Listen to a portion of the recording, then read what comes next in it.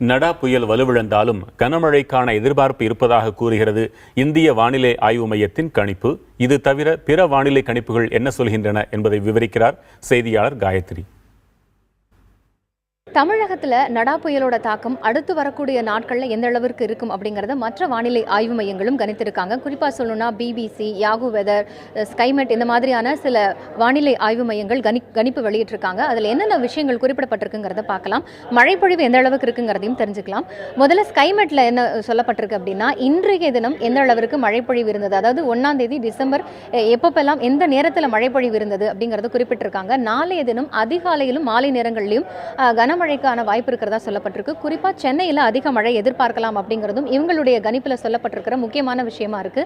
இந்த நடா புயல் எங்க நிலை கொண்டிருக்கு அப்படிங்கிற விஷயங்கள், அதாவது வலுவிழந்து நிலை கொண்டிருக்கிற விஷயங்களையும் இங்க குறிப்பிட்டிருக்காங்க.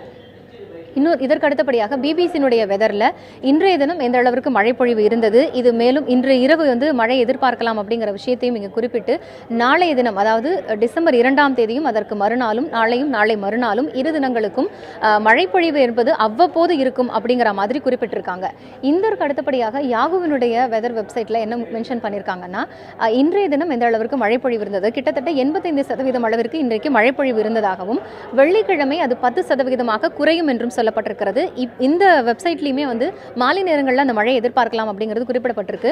ஆனால் அடுத்து வரக்கூடிய நாட்கள், அதாவது ஞாயிற்றுக்கிழமை வரைக்கும் படிப்படியாக மழை நிலவு, நாளை வெள்ளிக்கிழமையிலிருந்து படிப்படியாக ஞாயிற்றுக்கிழமை வரை கிட்டத்தட்ட 40% ஞாயிற்றுக்கிழமை பதிவாகும்ங்கிறத கணிச்சிருக்காங்க. இந்த மழைப்பொழிவு அதிகரிக்கும் அப்படிங்கிறது சொல்லப்பட்டிருக்கு. இதில் மாறுபட்ட ஒரு கணிப்பு இருந்தாலும் இதற்கு அடுத்தபடியாக அக்யூ வெதரில் என்ன சொல்லியிருக்காங்க அப்படின்னா, இன்றைய தினம் எந்த அளவிற்கு மழைப்பொழிவு இருந்தது அப்படிங்கிறது இங்கே குறிப்பிடப்பட்டிருக்கு. காற்றோட கூடிய மழைப்பொழிவு இருந்ததாக இங்கே குறிப்பிட்டிருக்காங்க.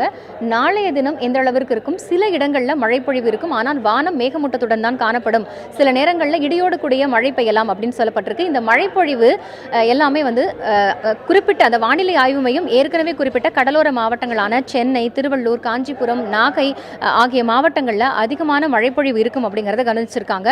மாறுபட்ட சில விஷயங்கள் இருந்தாலுமே இந்த மழைப்பொழிவு எப்படி இருக்க போகிறது என்பதை பொறுத்திருந்துதான் பார்க்க வேண்டும்.